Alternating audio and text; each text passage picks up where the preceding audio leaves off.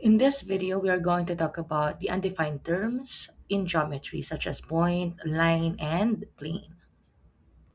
There are three undefined terms in geometry. Ito ay point, line, and plane. So why are they undefined terms? They are undefined terms because in geometry, they are the most basic concepts or the foundational building blocks of geometry. So, ang point, line, and plane, kahit wala silang definition, mayroon pa rin tayong ginagamit na mga descriptions sa pamamagitan ng kanilang mga characteristics. Let's start with a point. A point ay nagre-represent ng isang exact location and wala itong size or dimension, meaning it has no length, no width, or no thickness or height. Now, how do we represent or name a point? So in representing a point, we use a dot. And in naming it, we use a capital letter. So remember, sa pagpapangalan ng isang point, we always use a capital letter, such as point E. And remember, when representing a point, the size of the dot doesn't matter. It doesn't matter kung maliit lang or medyo makapal yung pagkakadot because again, a point has no size. Now let's have the real-life model of a point. So we have here a dot sa isang paper. Another is a location on a map or this pin location. We also have the tip of a pencil or a ball pen. These are all real-life models of a point. Now let's proceed with a line. A line is made up of infinitely many points. It has one dimension, but it has no thickness.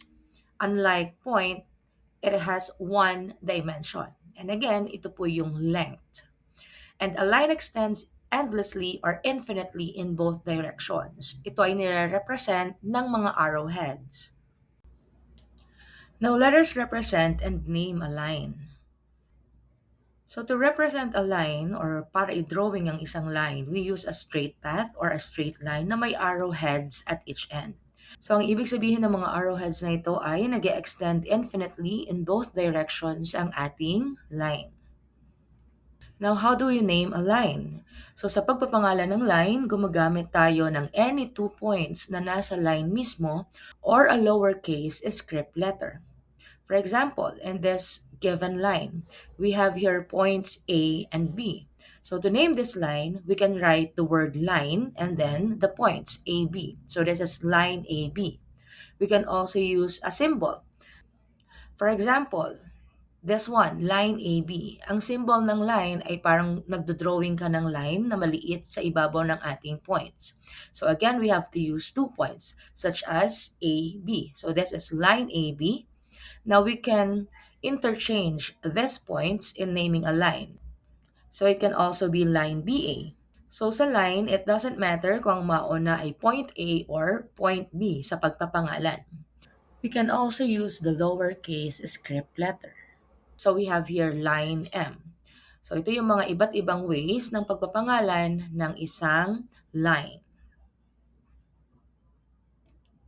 Now let's proceed with the real-life examples or models of a line.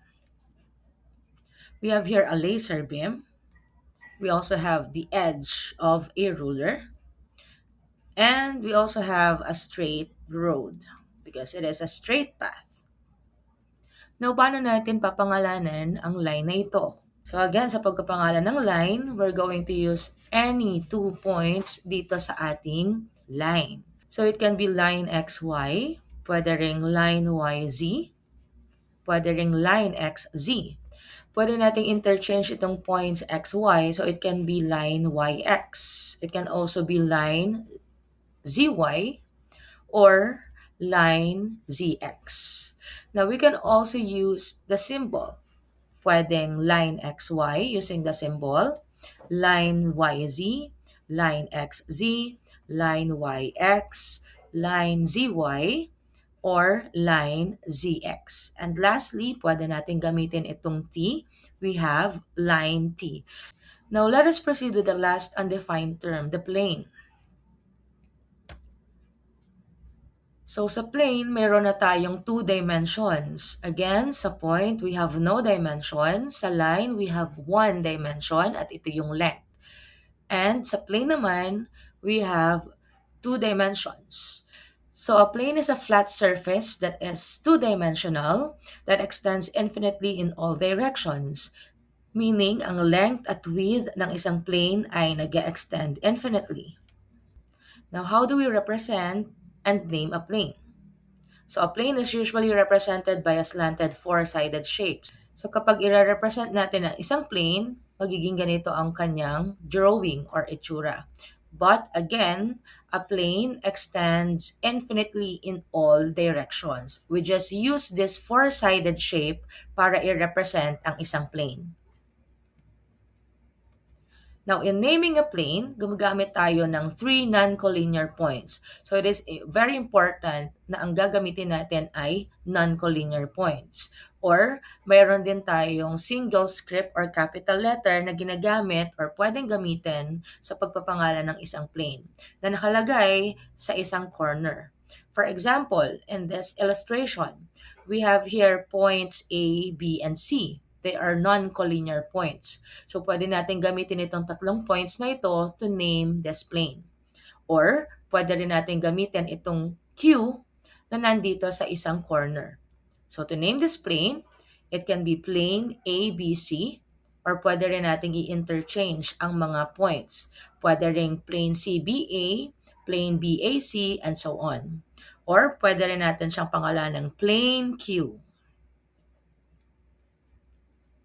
So these are the real-life models of a plane. For example, ang isang floor. Real-life model ito ng isang plane. Another is the surface of a table. Because again, a plane is a flat surface that is two-dimensional. So these are just representations or models of a plane in real life.